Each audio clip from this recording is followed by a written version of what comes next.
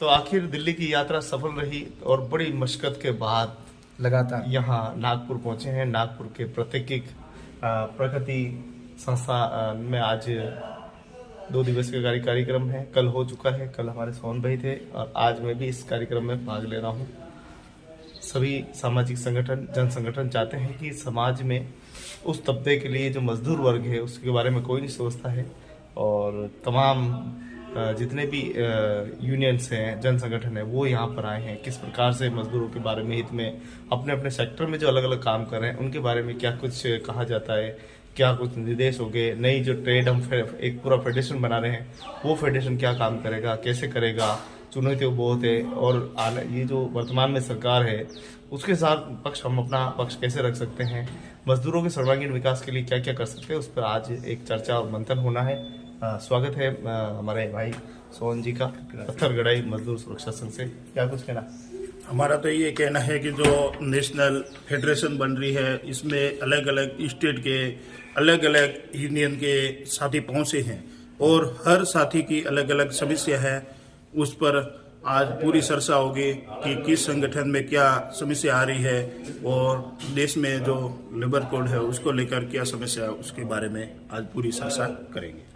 तो कल परिचय सत्र रहा था, संगठन के विस्तार के बारे में बात की गई। क्या दम है संगठन का, कितना परसेंटेज है, क्या कर रहे हैं, क्या है, क्या चुनौतियां है, उसके विषय मंथन किए गए। आज विशेष मुद्दों पर चर्चा की जाएगी जिसमें संगठन फेडरेशन बनाकर कैसे केंद्र के सामने और राज्य सरकार के सामने अपना पक्ष रख सके।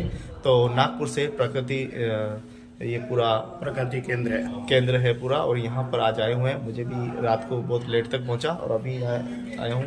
आइए सबसे मिलेंगे और इस प्रकृति केंद्र से भी आपको परिचय कराएंगे। जैसा कि हमारे टीम में लोकतंत्र शाला है वैसी की वैसी ये पूरी बनी हुई है और बड़ा अच्छा लगा। और मदन जी क्या रहा? बस बेहतर रहा और सोचेंगे कि आगे बहुत अच्छी तरीके से काम हो जाए और फेडरेशन को मान्यता मिल जाए। अच्छा, तो चलिए आइए सब सकारात्मक प्रयास से चलते हैं और मजदूर भाइयों के लिए करते हैं जिंदाबाद जिंदाबाद। तो प्रकृति केंद्र नागपुर में हमारा निवास हो रहा है। यहाँ देखिए पूरा ये प्रकृति का पूरा केंद्र है। सब अलग अलग कॉटेज बने हुए हैं सभी अतिथियों के लिए, मेहमानों के लिए, मजदूर भाइयों के रहने के लिए। अच्छा है, लंबा चौड़ा है। वो देखो लिखा हुआ वहाँ पे प्रकृति का पानी वहाँ लिया जाता है। तो उसके साथ ही प्रकृति संस्थान है। अच्छे क्वार्टर्स बने हुए हैं, अलग अलग छोटे छोटे क्वार्टर्स बने हुए हैं। सेम प्रकृति का। और बोल वो कहाँ है जहाँ मीटिंग होगी, वो कहाँ है? मीटिंग हॉल उधर है। अच्छा उधर है। तो ये हॉल हमारा उधर है, वही मीटिंग होती है। उधर क्या कुआं है? हाँ ये तो कुआं है। चलो कुआं भी देख के आते हैं। कुआं है, चलो कुआं देख के आते हैं। यहाँ नागपुर में कुआं कहता होता है। ये प्रकृति का इसमें इकट्ठा किया जाता है ऐसा है। अच्छा, इसको फिर वाटर पंप से निकला जाता है, फिर उस टंकी में पहुँचाया जाता है। अच्छा ये भी आपने देख लिया आती? ये इसमें भरा हुआ देखो कितना। हाँ इसे ही पानी, अच्छा भी पानी आते हैं, इसे इकट्ठा कर देते हैं। तो चलिए, हालांकि सीढ़ी ये पत्थर रखे हुए हैं, पत्थर के सारे वाह भाई बहुत जोरदार है। तो ये देखो अब कुआं का, ओ भाई साहब कुआं देखो, अरे बाप रे बाप, कुएं में पानी देखो, कहीं मेरा मोबाइल नहीं गिर जाए। 100 प्रकार के। हाँ क्या है 100 प्रकार के? ये इसमें मतलब उसका राउंड व्यास हाँ बहुत जोरदार है। 100 बाई 100 का होगा। ये देखिए पूरा 100 बाई खचाखच पानी भरा हुआ है। तो वास्तव में प्रकृति संस्था का तो यहाँ तो बहुत जोरदार ये पूरा है। और हम दोनों भाई भी बड़े गहराई के साथ इसको देख रहे हैं। तो बढ़िया, खाली ज़्यादा नहीं, 20 फीट खाली है, बाकी पूरा भरा हुआ है खचाखच वास्तव में। ओ भाई साहब नींबू का पेड़ देखो, ये नींबू का ये नींबू का पेड़ है। इसकी चटनी बन दी है, काट दिया, अभी फूल आएंगे इसके ऊपर। अभी फूलों की भी चटनी बनेगी। ऐसा जोरदार है। और इसमें हम ठहरे थे, ये वाला।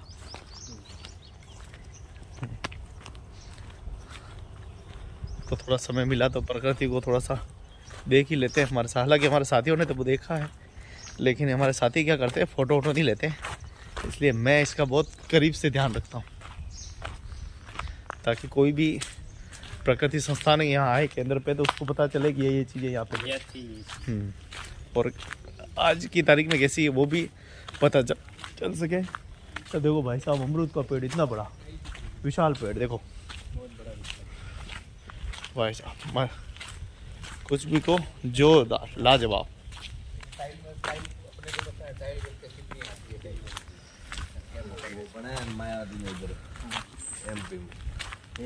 आपका क्या नाम था? राजेंद्र जी, क्या नाम था? रंजीत जी, भूल गया। हाँ चलो रंजीत जी आओ ना, घूम के आते हैं। तो चले रंजीत जी और पन्नालाल जी, और वो आ रहे the broad boss of the खली।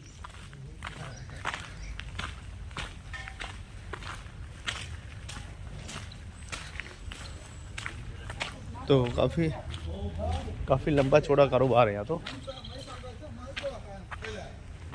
ये देखिए कितना खूबसूरत है। हालांकि कोहरा यहाँ पे भी पड़ रहा है ना रंजीत जी, कोहरा। बारिश भी हुई है रात को। चलिए हमारे सब साथी यहाँ मौजूद हैं और ये बगल का ऑफिस है, हाँ। बैठने वाला ये हॉल।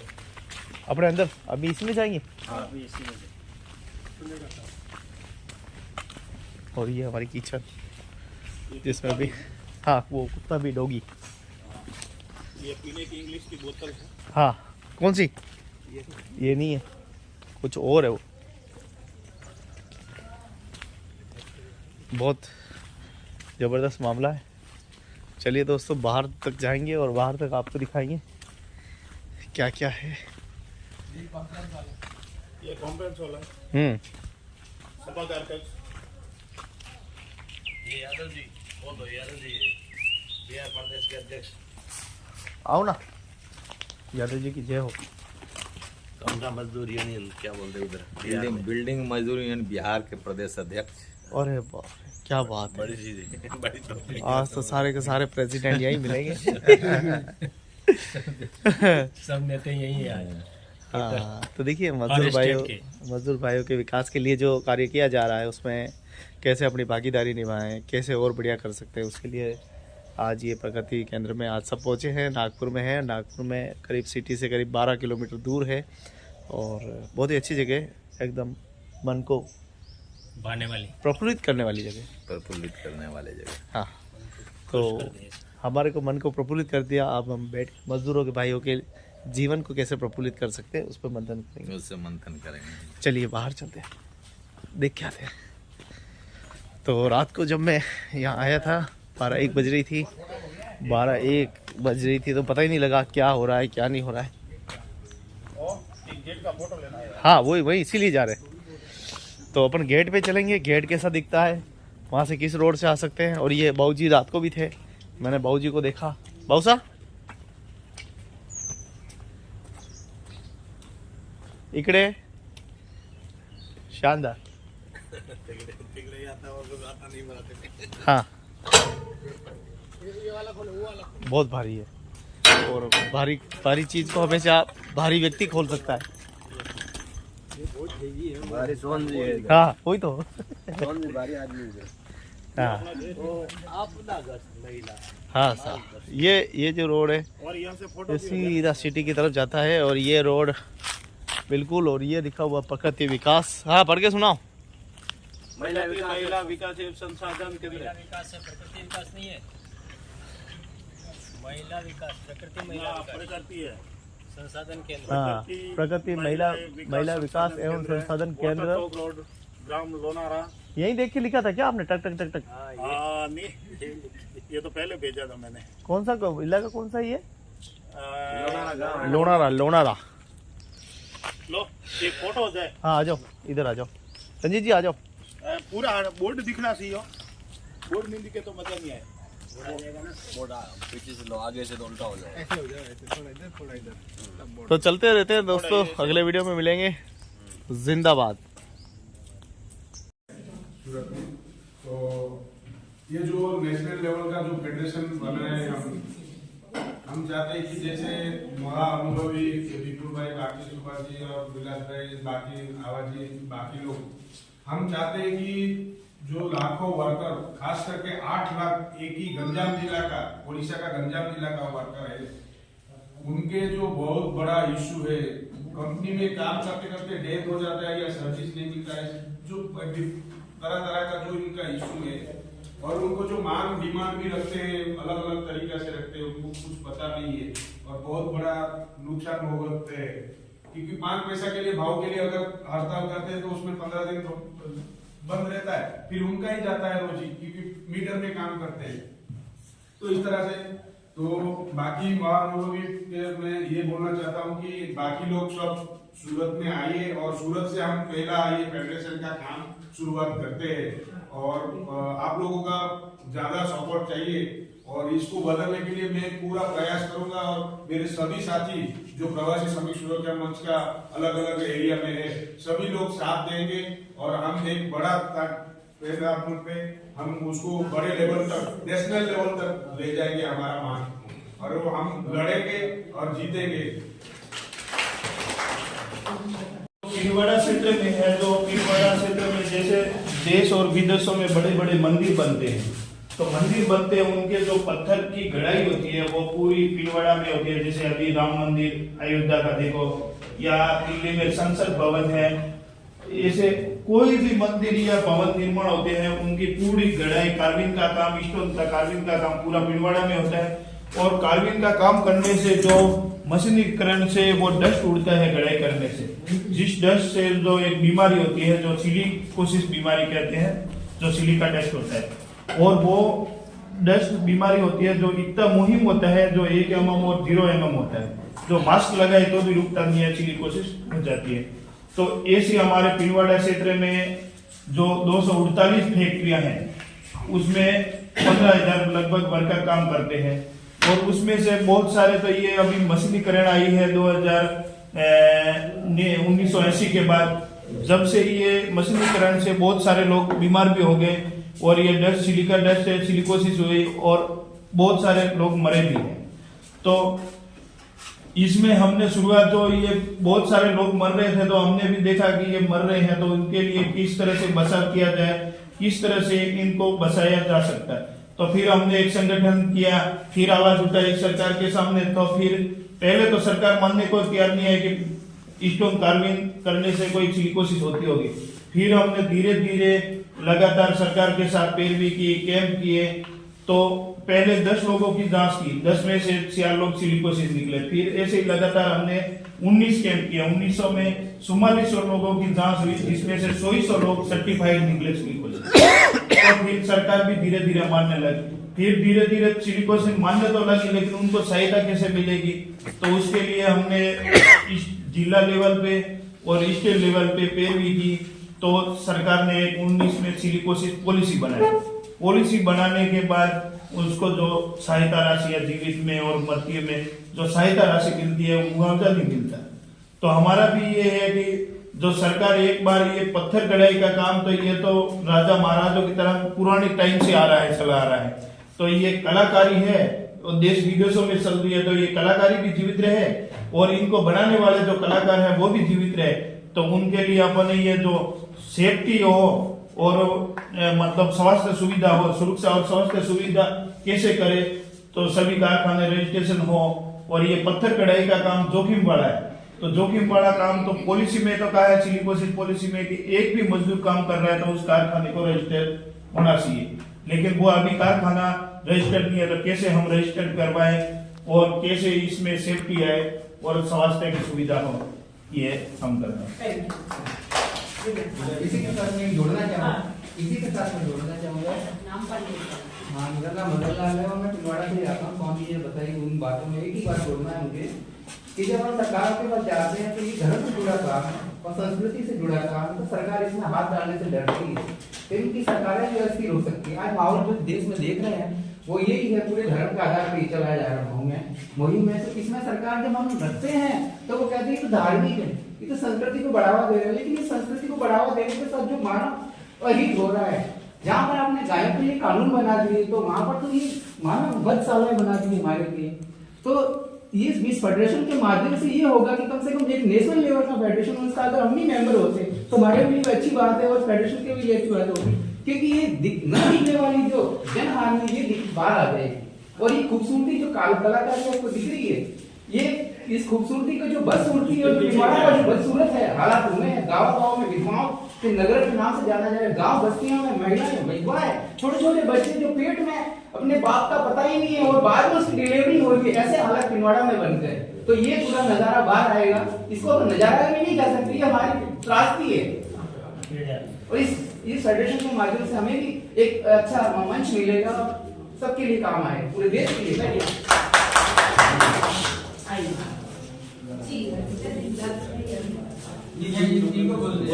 ಅಂತೇಳಿ ಕರ್ನಾಟಕದಿಂದ ಬಂದಿದ್ದೀನಿ. ಕರ್ನಾಟಕ ಜಿಲ್ಲಾ ಕೃಷಿ ಕಾರ್ಮಿಕರ ಒಕ್ಕೂಟ ಜೀವಿಕಾ ಬಂದಿರೋಂಥದ್ದು.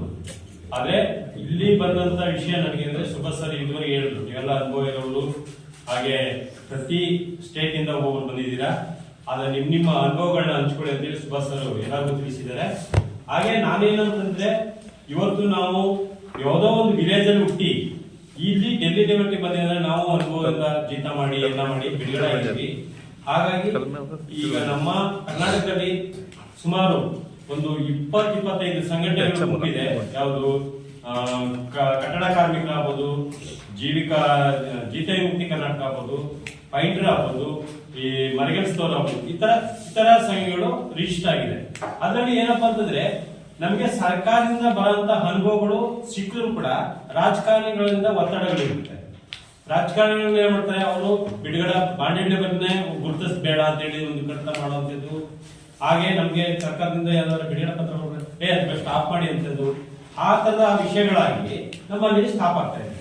ಅದನ್ನ ನಾವೀಗ ಸ್ಟೇಟ್ ಲೆವೆಲ್ ಸುಭಾಷ್ ಸರ್ ಹೇಳಿದಾಗೆ ಸ್ಟೇಟ್ ಲೆವೆಲ್ ಒಂದು ವಿನಯ ಕಟ್ಟಿ ನಾವು ಸ್ಟೇಟ್ ಲೆವೆಲ್ ಒಂದು ಹೋರಾಟ ಎತ್ಕೊಂಡು ಅಂತಂದ್ರೆ ನಾವು ಕೂಡ ಎಲ್ಲಾ ರೀತಿಯೂ ಬಲಪಡಿಸಿ ಇದನ್ನ ಬೆಂಬಲ ತಗೊಂಡೋಗ್ಬೇಕು ಅನ್ನೋದು ನಮ್ಮ ತುಂಬಾ ಆಸೆ ಇದೆ. ಇದರಲ್ಲಿ ಹೆಚ್ಚಿನ ಸಂಖ್ಯೆಯಲ್ಲಿ ಈಗ ಸುಭಾಷ್ ಸರ್ ಇಲ್ಲಿ ಮಾಡೋದ್ರಿಂದ ನಾವು ಯಾವುದೇ ಸ್ಟೇಟ್ ಇಂದ ಬಂದಿದ್ದೀವಿ, ಅದು ಯಾವುದೇ ಭಾಷೆಯಲ್ಲಿ ಮಾತಾಡಿದ್ರು ಕೂಡ ಅದು ಎಲ್ಲರೂ ಒಟ್ಟುಗೂಡಿಸಿ ಇಲ್ಲಿ ಸ್ಟೇಟ್ ಲೆವೆಲ್ ಅಲ್ಲಿ ಒಂದು ವಿನಯ ಕಟ್ತೀವಿ ಅಂತಂದ್ರೆ ತುಂಬಾ ಹೆಮ್ಮೆ ಪಡುವಂತ ವಿಷಯ ಅಂತ ಹೇಳಿ ನನಗೆ ಅನಿಸುತ್ತೆ. ಕರ್ನಾಟಕ ಬಂದದಕ್ಕೆ ನಮಗೆ ಇಷ್ಟೊಂದೆಲ್ಲ ಇದು ಕೊಡೋದಕ್ಕೆ ತುಂಬಾ ಹೆಮ್ಮೆ ಅಂತ ನಾನು ಹೆಮ್ಮೆ ಪಡ್ತೇನೆ. पूरा कन्नड़ स्टाइल है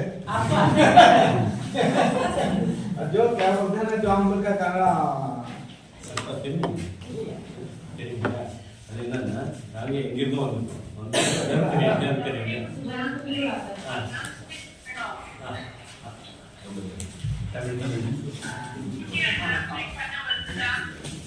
ನಮ್ಮ 4 ವರ್ಷ ಫೋಟೋ ಮಾಡಿದ್ದೀವಿ ಈಗ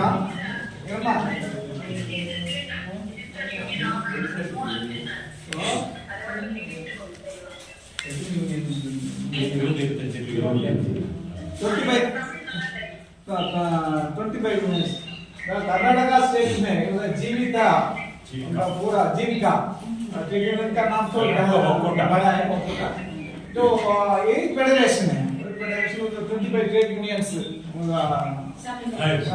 में जो लगा जो के बारे में पता है लोगों को है ट्रेड यूनियन क्या है, ट्रेड यूनियन किसके लिए लड़ती है, आज भी हमारे मजदूरों को पता नहीं है। तो मैं तो बार बार कह चुका हूँ, फिर से एक बार दोहराता हूँ, हमें एक मजदूर अधिकार यात्रा करने की जरूरत है और वो यात्रा इस प्रकार होनी चाहिए, चाहे आप जो इसमें सपोर्ट कर सकते हैं सब लोग, तो हम गुजरात से वो यात्रा शुरू कर सकते हैं। पोरबंदर महात्मा गांधी की जन्मभूमि है, वहां से यात्रा शुरू करें और बिहार तक ले जाएंगे। जो हम लोग का तो तमिलनाडु में यात्रा तो किया, तमिलनाडु, लेकिन मैं पूरे देश भर में यात्रा की बात करता हूँ, इसमें अपने पूरे देश के जो राजकीय नेता है, मजदूर नेता है, वो सब इसमें शामिल हो सकते हैं। ओके। लेकिन ये यात्रा करने की बहुत जरूरत है, क्योंकि हमारे जो खदान में काम करने वाले लोग हैं, सागर तट में काम करने वाले लोग हैं, नमक पकाने वाले लोग हैं, निर्माण, कुछ किसी को कुछ पता ही नहीं है कि हमारे देश में ये सब चल रहा है। हम बहुत कम लोग हैं एक्चुअली, हम जो बात कर रहे हैं हम बता रहे हैं कि 50 करोड़ की बात, लेकिन वो 50 करोड़ के वहां तक कुछ वहां पहुंचता भी नहीं है। तो मुझे लग रहा है ये एक बहुत बड़ा कार्यक्रम करने की जरूरत है और हमारा सबका अनुभव है, सुभाष जी का भी अनुभव है, गीता जी का भी अनुभव है, मेरा भी अनुभव, विलास राव जी का भी अनुभव है जब हम पद यात्रा करते हैं, कोई यात्रा करते हैं तो उसका बहुत बड़ा फायदा मिल सकता है, लोगों में बहुत बड़ी जागृति आ सकती है। मुझे याद है महाराष्ट्र में भी आप लोगों ने दरेगापुर या विलासराव जी आपकी बात कर रहा हूँ, तो आप लोगों ने भी पद यात्रा की थी ना, काफी 1 महीने की किया था हमने, जो अपने गुजरात में मधुसूदन मिस्त्री के साथ हमने पद यात्रा की थी। तो मुझे याद है कि जो पद यात्रा हुई उसका बहुत बड़ा फायदा मजदूरों में हुआ है। में आए और नए सभी संगठनों का एक समन्वय करके एक फेडरेशन बनाने की बात पर आप राजी हो गए और कुछ कार्यक्रम के बारे में भी चर्चा हुई है, और सबको मैं यहाँ स्वागत करता हूँ। और 2 दिन रुके हैं तो मैं आपका भी मैं आभार व्यक्त करता हूँ, और कुछ कम ज्यादा हुई तो वो भी नहीं स्वीकृत है। और बढ़िया, खास करके सुभाष जी भी आए इतने, ये इससे महत्वपूर्ण बात ये। और आने के पहले बिल्कुल भाई ने फोन किया था कि कैसा है, मैं आऊँ तो ये भी आगे आप सब लोग आगे, तो मैं आपका शुक्रगुजार करता हूँ। मजदूर एकता जिंदाबाद, मजदूर एकता जिंदाबाद। हम अपना अधिकार मांगते, अधिकार अपने आप का, नहीं किसी के बाप का। आवाज दो, मजदूर एकता जिंदाबाद, जिंदाबाद जिंदाबाद। हमारी एकता जिंदाबाद, जिंदाबाद जिंदाबाद। हमारी यूनियन जिंदाबाद, जिंदाबाद जिंदाबाद। लड़ेंगे, लड़े हैं।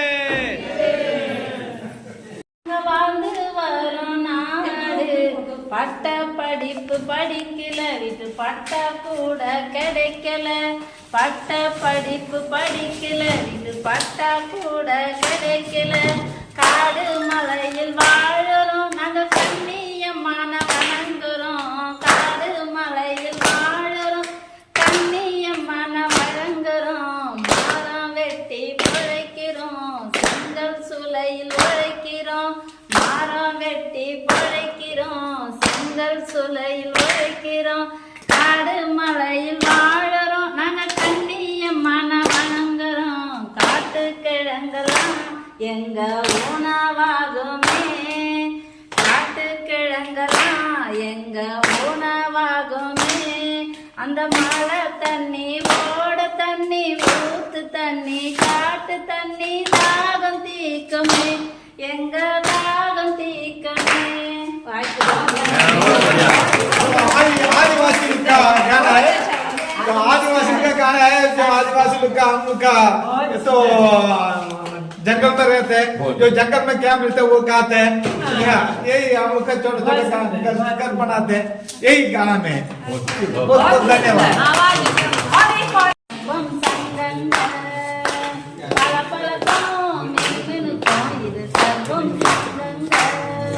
இது சர்வம் சங்கங்க, நாங்க பழங்குடி பெண்களுங்க.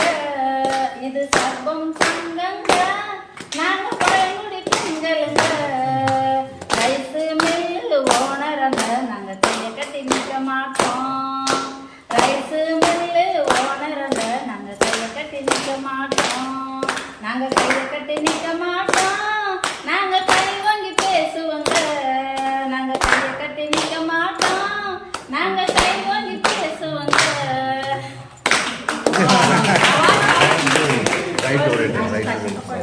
जो यूनियन का राइट है, हम लोग का जो राइस मिल ओनर का, हम लो मैं राइस मिल का ओनर का आप भी गाते हैं? नहीं मिल रही, अच्छा मिल रही। हम किसी के डरते नहीं, जो किसी का बात डरते नहीं। एक ग्रुप फोटो करना है। जो तो ऊपर से जो सर में जो गिरेगा तो भी हम किसी का भी डरते नहीं। अपने लिए तो सभी जीते हैं, औरों के लिए जीना ही जिंदगानी है। आप सभी का बहुत बहुत धन्यवाद, बहुत बहुत आभार। नागपुर के प्रकृति केंद्र से सीधा दृश्य आप देख पा रहे हैं, जहाँ मजदूर साथियों की राष्ट्रीय लेवल पे 2 दिवसीय ये वर्कशॉप हुई है, जिसमें मजदूर विभिन्न मुद्दों पर चर्चाएं की गई है और आज इसका समापन हुआ है। बड़ी खुशी होती है कि हमारी भी भागीदारी रहे, हमारा भी कहीं उस गिलेरी की तरह छोटा सा योगदान रहे। इसके लिए एक छोटा सा प्रयास जो है वो किया जा रहा है और इस प्रयास को ये देखिए हमारे सोहन जी साथ हैं। चलो हाँ चलो जिंदाबाद जिंदाबाद चलो जिंदाबाद साथी जिंदाबाद इंकलाब जिंदाबाद। हाँ चलो।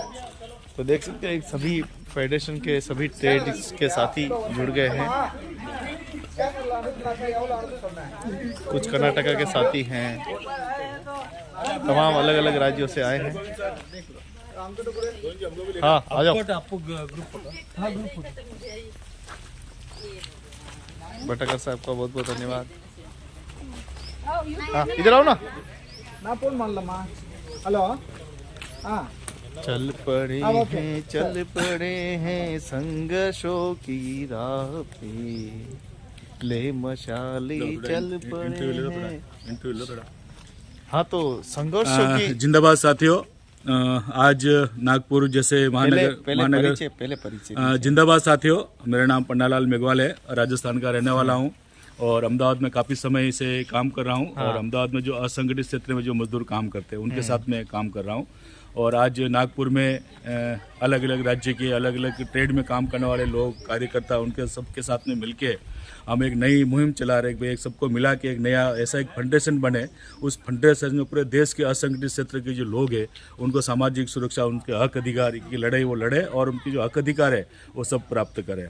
दूसरा मैं कहना चाहता हूँ, आज इतना बड़ा देश में मुहिम चल रही है, कहीं राम मंदिर बन रहा है, कहीं कौन सा मंदिर बन रहा है, लेकिन जो मजदूरों की जो स्थिति है, जो बनाने वाला जो है उसकी जो स्थिति है बहुत ही खराब हालत है।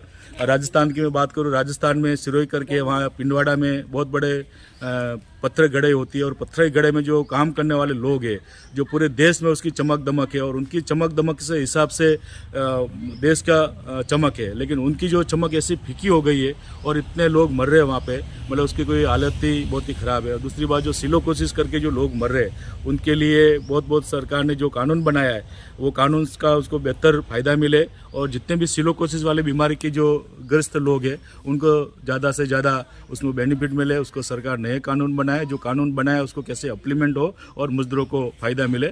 जिंदाबाद साथियों। इसलिए राह संघर्ष की हम चुने, जिंदगी आंसुओं से नहाई न हो, शाम सहमी न हो, रात डरी न हो, भोर की आग फिर डगमगाई न हो। गजब। तो अब रोटियों के लिए संघर्ष न हो, इसीलिए ट्रेड यूनियन लगातार काम कर रही है और हम चाहते हैं कि लगातार इस काम को और वृद्धि हो। और इस काम का हमारे गोविंद जी जहाँ जाते हैं वहाँ इनकी चैनल है, वो जरूर प्रसार करते हैं। और गोविंद जी का फोटो खींचना, वीडियोग्राफी करना, एक दूसरे लोगों से प्रेम से मिलना और इनका इंटरव्यू लेना, और ये इनकी एक जो काबिलियत है वो मैं इनकी तारीफ करता हूँ। गोविंद जी जहाँ जहाँ हमको मिलते हैं वो हमारा कहीं के फोटो शूट वो करते हैं, चाहे वो नागपुर हो, चाहे पुणे हो, चाहे उदयपुर हो, चाहे अहमदाबाद हो, जयपुर हो, जहाँ जाते हो वहाँ हमारे साथी व्हाट्सएप के जरिए या यूट्यूब के जरिए जो प्रचार प्रसार कर रहे हैं उनके लिए बहुत बहुत धन्यवाद हमारे गोविंद जी को। हमारे प्रिय मित्र गोविंद जी और को जिंदाबाद, लड़ेंगे जीतेंगे। तो देखिए सभी तरफ आओ ना, सभी तरफ तो प्रचार करने वाले हैं, लेकिन मजदूरों की बात उठाने वाला कोई नहीं है। ये दबे कुचले मजदूर इसी तरह काम करते जा रहे हैं, मरते ही जा रहे हैं, लेकिन कोई सोचने वाला नहीं है। एकमात्र ट्रेड यूनियन और जन संगठन है जिनकी आवाज़ समय समय पर उठाते रहता है। बाकी नेताओं की सोच तो ये कब इनको मारे, कब इनको दबाए और इनकी खून चूस कर जिस प्रकार से बिल्डिंगें बनाते जा रहे हैं, गरीब गरीब होता जा रहा है, अमीर अमीर होता जा रहा है। ऐसी संघर्ष की घड़ी में जन संगठन ही एक ऐसा है जो मजदूरों की बात, हक की बात रखता है। क्या बातें आज रखनी गई और आपको क्या लगता है कि इस क्षेत्र में क्यों काम करने के लिए हम व्याकुल हैं? ये है कि असंगठित क्षेत्र में पूरा भारतवर्ष में अलग अलग जगह पे अलग अलग काम कर रहे हैं श्रमिक लोग, उनका आवाज़ जो है कि दबाई दिया जाता है और कारीगर जो भी सेक्टर में काम कर रहे हैं उनको नियंत्रण मजदूर के कम दिया जाता है। और घंटे जो 12 घंटे काम करते हैं, 12 घंटे से अभी 24 घंटे भी काफ़ी अलग अलग काम पे 24 घंटा काम कराते हैं। तो वो पहले एक जो श्रम कानून है कि नहीं इंडिया में पता नहीं कोई श्रमिक को, तो श्रम कानून के तहत तो जो न्याय मिलना चाहिए वो नहीं मिल रहा है। वो श्रम कानून में जो कानून है वो सभी श्रमिकों को अलग अलग प्रकार का बनाने का, तो उसमें श्रम कानून के तहत सबको न्याय मिलना चाहिए। आप देख सकते हैं कि कहीं न कहीं ये अधिकारियों की लापरवाही आज दिन तक श्रम कानून धरातल पे नहीं पहुंचा, इसीलिए आज मजदूर मजदूर बनता गया, अमीर अमीर बनता गया। कोई भी मजदूरों के हक अधिकार की बात नहीं करता। पूंजीपति यही चाहते हैं कि मजदूरों से कब खून निचोड़ूं और मेरा फायदा, क्योंकि सबसे ज़्यादा लेबर ही पैसा बचाया जा सकता है। एकमात्र इंडस्ट्री लेबर का खून चूसो, उनको उनकी मेहनत चूस कर अपना बिल्डिंग बना लो, लेकिन इनकी तरफ कोई ध्यान नहीं जा रहा है। आज देखिए बड़े बड़े मंदिर बनाने वाला मजदूर जो कि सिलिकोसिस नाम की बीमारी से पीड़ित है, मर जाता है और वो मंदिर अमर रह जाता है, जबकि मजदूर अमर रहना चाहिए, लेकिन ऐसा नहीं हो रहा है। कहीं ऐसा है कि थड़िए वाले जिनको ज़बरदस्ती हटा दिया जाता है, वो क्या ना 2 पैसे मजदूरी करने के लिए 2 पैसा कमाने शहर आया, लेकिन बेचारा पहुंच जाता है कहीं जेल की सलाखों में, तो कहीं तो ये बहुत बड़ी दिक्कत है। और इस दिक्कत को ख़त्म करने के लिए लगातार ये ट्रेड यूनियन काम कर रही है और मजदूरों के सर्वांगीण विकास पर काम कर रही है। इसी प्रकार करते रहेंगे, चाहे परिणाम कुछ भी हो। बहुत बहुत धन्यवाद। जिंदाबाद। होनी को होनी कर दे, अनहोनी को होनी, इति एक जब जमा हो सारे। गोविंद पन्ना सोहन मदन कुंभाराम। तो 2 दिवसीय सेमिनार प्रकृति महिला विकास एवं संसाधन केंद्र वाटर टैंक रोड ग्राम लोराना में संपन्न हुई है। ये पूरा कैंपस और मजदूर भाइयों के लिए वो 2 दिवस तक चिंतन और मंथन हुआ है। हमारे सभी जन संगठन के साथियों ने जो मजदूरों के साथ काम करते हैं अलग अलग सेक्टर में, सभी ने अपनी अपनी बात रखी है। और अभी हम इंतज़ार कर रहे हैं सिर्फ ऑटो का, कि ऑटो आए और हम जाए। अपनी अपनी बस का इंतज़ार, अपनी अपनी ट्रेन का इंतज़ार कर रहे हैं। और इंतज़ार की घड़ियाँ तो आप जानते हो ख़त्म होती नहीं है। चाहे एक बार ऑटो आ जाए, भले वो 2 मिनट रोक देगा बात नहीं, लेकिन आ जाए। हाँ नेताजी, क्या कुछ कहना? बहुत आप लोग को बधाई हो, सभी लोगों को इस बैठक में आने के लिए। और जा रहे हैं तो हम लोग को अफसोस हो रहा है। अच्छा। क्या बात? रात भर नींद नहीं आएगा जो है। आज यहीं आप? कल जाएंगे आप? कल जा रहे हैं हम लोग। अच्छा। पापा गाड़ी लाए। तो आगे की बैठक में आप लोग से फिर मुलाकात होगी। बिल्कुल होगी, फिर मिलेंगे और अच्छे से मिलेंगे। दिल्ली में मिलेंगे, देश की राजधानी में मिलेंगे और सभी साथी मिलेंगे, एक साथ मिलेंगे, एक साथ, वो भी दिल्ली में। तो गुजरात आ जाएगी राजधानी भी। 2024 के बाद गुजरात आने वाली राजधानी दिल्ली। हाँ, आने वाला है मोदी, यही आने वाला है।